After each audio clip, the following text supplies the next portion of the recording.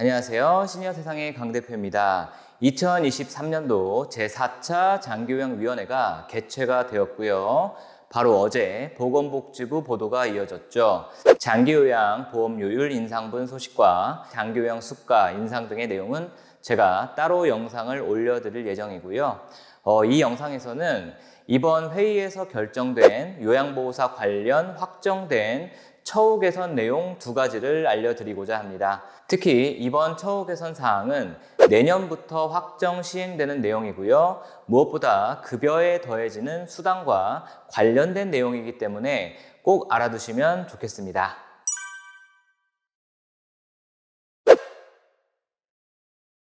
제가 올 3월 달에 미리부터 선임요양보호사 제도에 대해 안내를 해드린 적이 있습니다.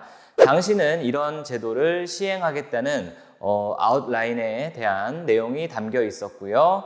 그래서 지난 4월부터 해서 9월까지 6개월간 본 선임요양보호사 제도 시범 사업을 진행을 했습니다. 그렇게 얻어진 데이터를 가지고 본 사업을 시작하겠다는 이야기인데요. 혹시 이 선임요양보호사 제도 내용을 모르시는 분들을 위해서 간단히 말씀을 드리면, 당연히 말 그대로 선임요양보호사라는 것은 오랫동안 근무한 경력이 있는 분들이 후배 요양보호사 분들을 이끌어주고 더 질 높은 요양 서비스를 수급자에게 시행한다는 차원에서 추가 수당을 주는 제도인데요. 우리가 오랫동안 장기 근속을 하면 받을 수 있는 장기 근속 장려금과는 별도의 수당이고요. 5년의 입소시설 경력을 가진 요양보호사를 시설장이 선임요양보호사로 추천을 한 이후에 승급교육 40시간을 이수하고 나면 그 뒤부터 월급여와 별도로 15만 원의 추가 수당을 받을 수가 있는 것입니다. 이것이 일단 의미가 있는 수당인 것은 현재 장기근속 장려금의 경우 3년 이상 근로 시 6만 원, 5년 이상 8만 원, 7년 이상 10만 원의 장기근속 장려금을 지급하고 있는데요. 그럼 한 기관에서 오랫동안 근무한 요양보호사의 경우는 최대로 장기근속 장려금 10만 원을 지급을 받고 있는 상황이라면 여기에 선임요양보호사 수당까지 합해서 최대 25만 원의 수당을 매달 추가로 받아갈 수가 있는 것입니다. 물론 장기근속 장려금의 경우 제가 그간 많이 이야기했듯이 허점이 좀 많습니다. 기관이 바뀌게 되면 그간의 경력이 인정이 안 된다는 점이 문제가 되고 있죠. 물론 기관 폐업 시에는 무조건 안 되는 것은 아닙니다. 기관이 폐업해서 대표자가 바뀌었다고 하더라도 바로 이어서 고용승계가 이루어지면 장기근속 장려금을 받기 위한 경력 기준은 승계돼서 이어집니다. 문제가 없죠. 하지만 완전 폐업을 하고 나서 문을 닫아버리면 이후에 다른 기관으로 요양보호사가 입사하더라도 장기근속 경력은 처음부터 다시 시작을 해야 한다는 큰 문제점이 있습니다.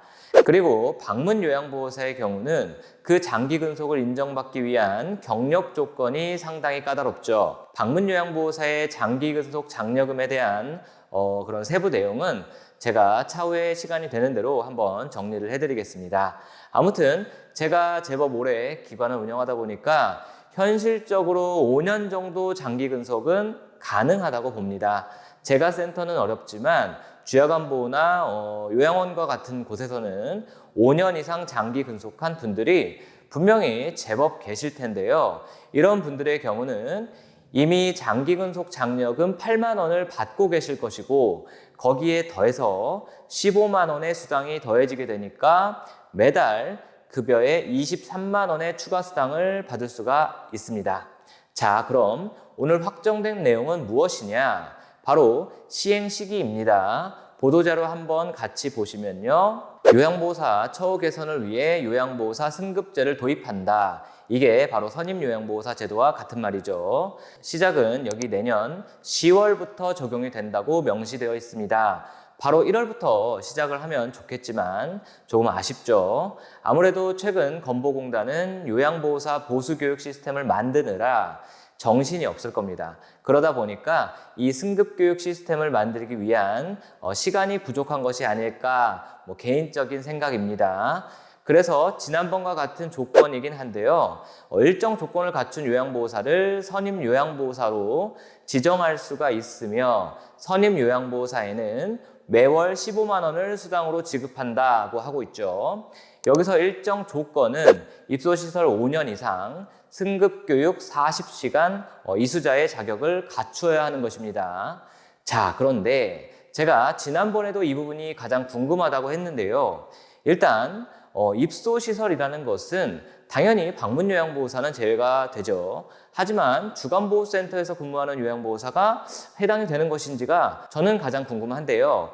아마도 주간보호센터까지 해당이 되는 것으로 저는 예상이 되고요. 근데 사실 지난번 영상 준비할 때도 그렇고 이번도 그렇고 궁금한 점에 대해서 보건복지부에 전화로 문의를 하려고 해도 전화 통화가 쉽지가 않습니다.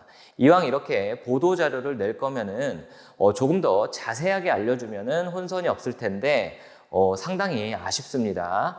그리고 한 가지 더 더해서 지난 3월 보건복지부 보도자료에서 시범사업 대상 기관을 볼 때 입소자 월 평균 50인 이상의 입소시설로 제한을 두었습니다.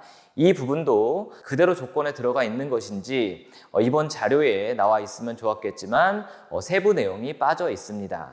결론은 아마도 실제로 시행이 되기 바로 전이 되어서야 그 내용을 기관 측으로 전해주지 않을까 싶습니다. 정말 이래저래 말이 많은 요양보호사 보수교육. 요양보호사분들이 가장 불만을 가지는 것 중에 하나가 바로 보수교육 비용에 대한 것이었습니다. 그 중에서도 시설과 달리 방문요양보호사는 교육시간이 유급으로 인정이 되지 않는다는 내용이 기사를 통해서 나오면서 불만이 상당했습니다. 바로 이런 불만 사항을 공단에서 받아들인 것이 아닐까 하는 생각이 드는데요. 이번 발표 내용을 보면요. 방문급여 제공 요양보호사의 원활한 보수교육 이수를 위해 보수교육을 이수한 종사자에 대해 95,000원을 2년간 1회 지원한다고 합니다. 내년부터는 2년마다 8시간씩 보수교육을 이수해야 한다는 조건인 거 다 기억하시죠? 그리고 지난 시범사업을 할 때 교육 비용을 살펴보면요. 대략 이 정도 금액이었어요. 집합교육이 36,000원에 온라인 교육은 18,000원 정도, 대략 5만 원에서 6만 원 가량이 보수교육비였으니까 95,000원 지원이면 교육비 이상으로 지원을 더 받는 것이 되는데요. 아마도 이것은 제 생각이지만 방문요양보호사의 경우 교육시간이 유급 처리가 되지 않기 때문에 그 점을 감안해서 이렇게 지원금을 조금 더 높게 책정해 주는 것이 아닌가 하는 생각이 듭니다. 그리고 여기서 한 가지 더 알 수 있는 것은 주간보호센터나 요양원의 요양보호사는 보수교육 비용에 대한 지원이 없는 것으로 보이죠. 어쨌든 그간 보수교육 내용에 있어서 방문요양보호사 분들의 불만이 상당히 많았는데 그나마 다행이라고 생각이 듭니다. 자, 오늘은요. 확정된 요양보호사 처우 개선 내용 2가지 전해드렸습니다. 확실히 앞으로 요양보호사들의 교육이 늘어나는 느낌이 들죠. 그만큼 장기요양 서비스의 질을 높이겠다는 정부의 의지가 보입니다. 자, 오늘은 여기까지 하겠습니다. 시청해 주셔서 감사합니다.